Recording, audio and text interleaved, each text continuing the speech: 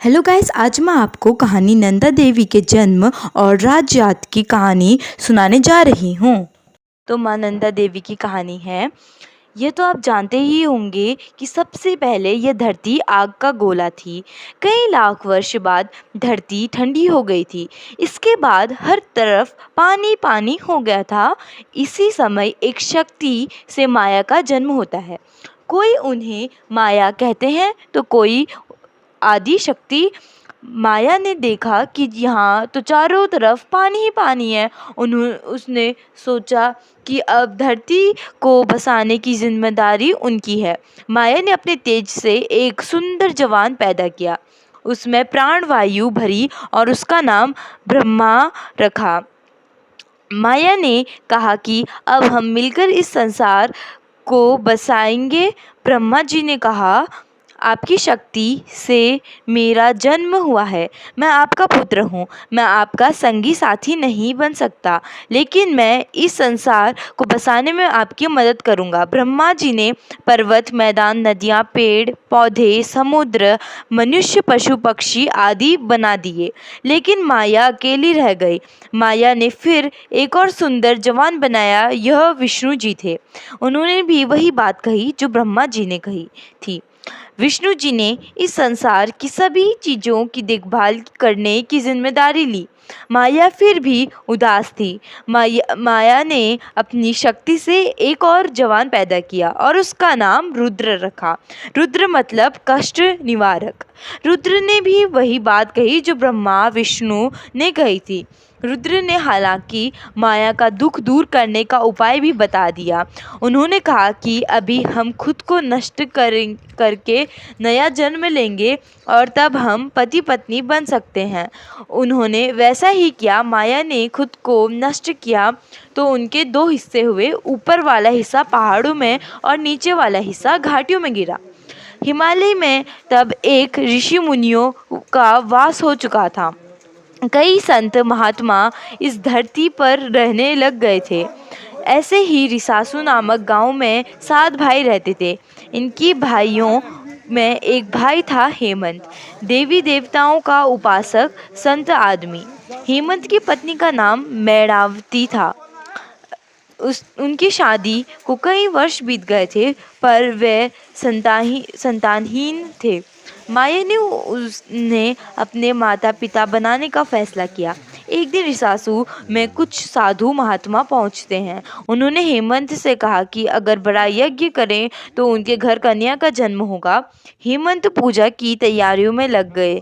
वह पूजा के बर्तनों को धोने के लिए 9 नदियों के संगम नौधारा पर गए। वहां वह देखते हैं कि एक कन्या संगम के किनारे खेल रही है। हेमंत सोचता है कि काश उसकी भी ऐसी ही कन्या होती तो कितना अच्छा होता। किसकी होगी यह कन्या? उन्होंने हर घर आकर अपनी पत्नी से उस कन्या के बारे में बताया तो मैणावती भी उसे देखने के लिए गगरी साथ में लेकर नौधारा चली गई। यह कन्या कोई और नहीं बल्कि माया थी। मैणावती जैसे ही वहां पहुंचती है, वह छोटी मछली का रूप रखकर नौधारा में तैरने लग जाती है। मैणावती कन्या को नहीं पाकर उदास हो जाती है। जब वह पानी भरती है तो मछली उसकी गगरी में चली जाती है। मैणावती घर आकर पानी पीती है तो मछली उसके गर्भ में जाती है और फिर मैणावती गर्भवती हो जाती है।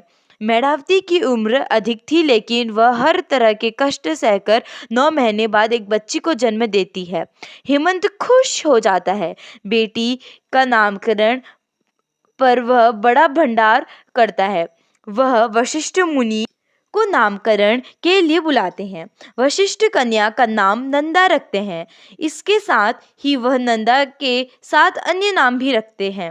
लेकिन अभी पूजा चल रही थी कि 11 दिन की नंदा बोलने लग जाती है। वह कहती है, मेरा नाम गौरा है और मेरा विवाह कैलाश में रहने वाले भोले शंकर से होगा। सभी समझ जाते हैं कि यह कन्या कोई देवी है। गांव वालों ने तो इस कन्या को नंदा से ही पुकारा, लेकिन मैणावती उसके लिए गौरा भी बोलती थी। वर्ष बीतते गए और गौरा 12 साल की हो गई, दिखने की सुंदर और हर काम में तेज। पहले जमाने में 12 साल की कन्या की शादी हो जाती थी। नंदा के माता पिता पुरानी बात भूल गए और नंदा के लिए वर ढूंढने लगे। कई लड़के देखे लेकिन कोई उन्हें पसंद नहीं आया। इस बीच रुद्र शिव के रूप में कैलाश में जन्म ले चुके थे। शिव 12 साल तक साधना करते रहे तो बाकी देवता डर गए कि अगर सभी शक्तियाँ शिव के पास चली गई तो हमें कोई नहीं पूछेगा। सभी देवता नारद के पास गए। उन्होंने नारद को कैलाश भेजा कि वह किसी भी तरह से शिव की साधना तोड़े। नारद नारायण नारायण करते हुए कैलाश पहुंच जाते हैं। शिव उनकी आवाज़ सुनकर साधना से उठ जाते हैं। वह देखते हैं कि एक ब्राह्मण उनके द्वार पर आया है। वह नारद को भिक्षा देते हैं लेकिन नारद भिक्षा नहीं लेते।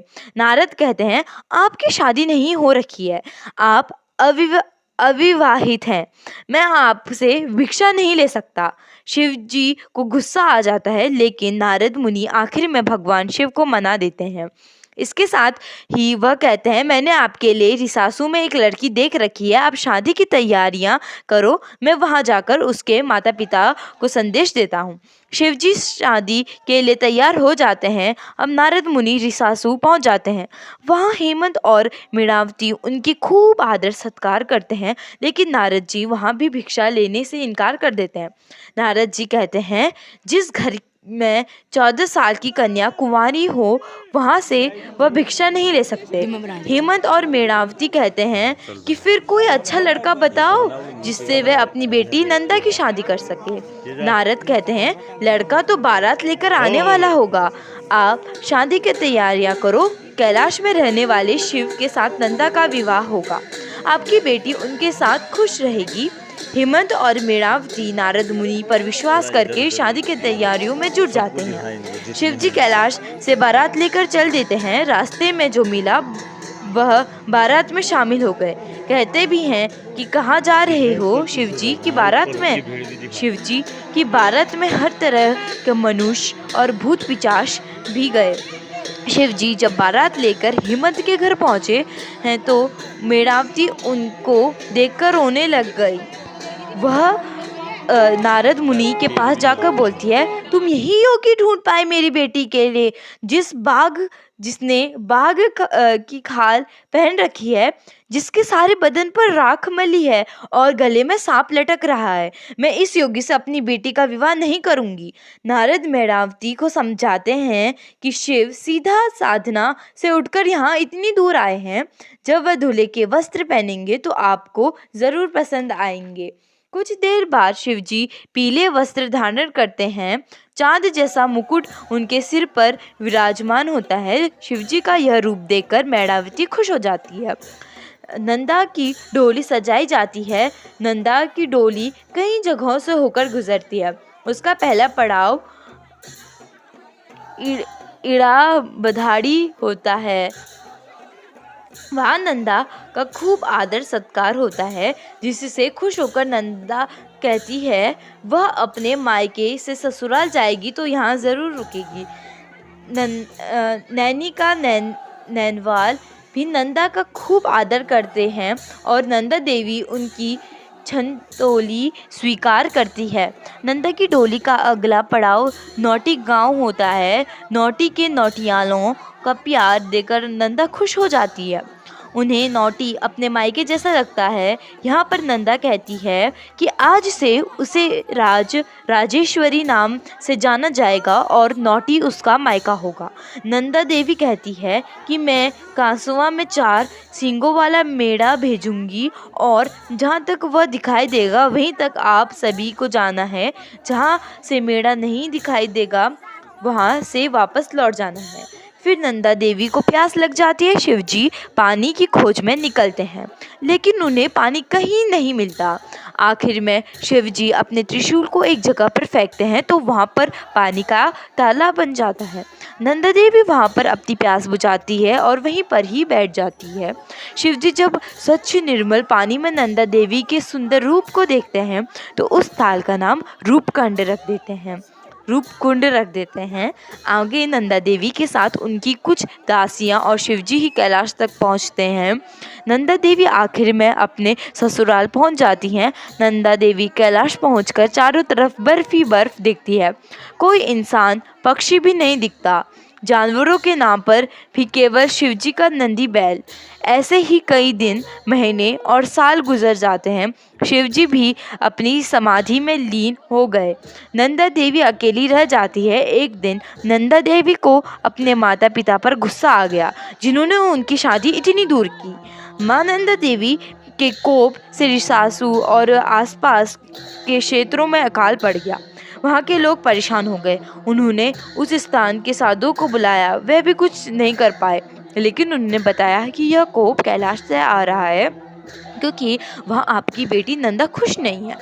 हेमंत और मेणावती ने भी सोचा कि कई वर्षों से उन्होंने अपनी बेटी मायके नहीं बुलाई, लेकिन वे कैलाश जाने का रास्ता भी नहीं जानते थे। आखिर में उन साधुओं ने 2 बड़ी बड़ी मधुमक्खियाँ बनाई और उन्हें कैलाश जाकर नंदा देवी को बुलाने का आदेश दे दिया। दोनों मधुमक्खियाँ कैलाश पहुंची तो उनकी भिनभिनाहट से माँ नंदा भी चौंक गई। जब नंदा को पता चला कि ये मधुमक्खियाँ उसके मायके से संदेश लेकर आए हैं, तो वो खुश हो जाती है। अभी एक परेशानी थी, शिवजी तो समाधि में लीन थे। नंदा ने शंख उठाया और जोर से बजा दिया। शिवजी समाधि से उठ जाते हैं और पूछते हैं कि तुमने मेरी समाधि क्यों भंग की। नंदा जब सारी बात बताती है तो शिवजी क्रोध में कहते हैं, तुम हमेशा अपने मायके की रट लगाई रहती हो और अब तुमने मेरी साधना भी भंग कर दी। नंदा देवी पहले रोने लग जाती है, लेकिन जल्द ही वह प्यार से अपने पति को मना लेती है।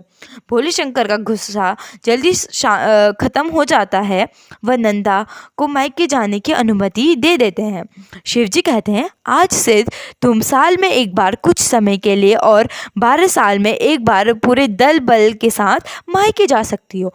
तो तब तुम जैसा चाहोगे वैसी तुम्हारी विदाई होगी, लेकिन ध्यान रखना कि बरसात समाप्त होने से पहले वापस लौट जाना, क्योंकि बरसात में यहाँ ठंड बढ़ जाएगी और बरसात के बाद यहाँ ठंड बढ़ जाएगी और बर्फ़ ज़्यादा जम जाएगी।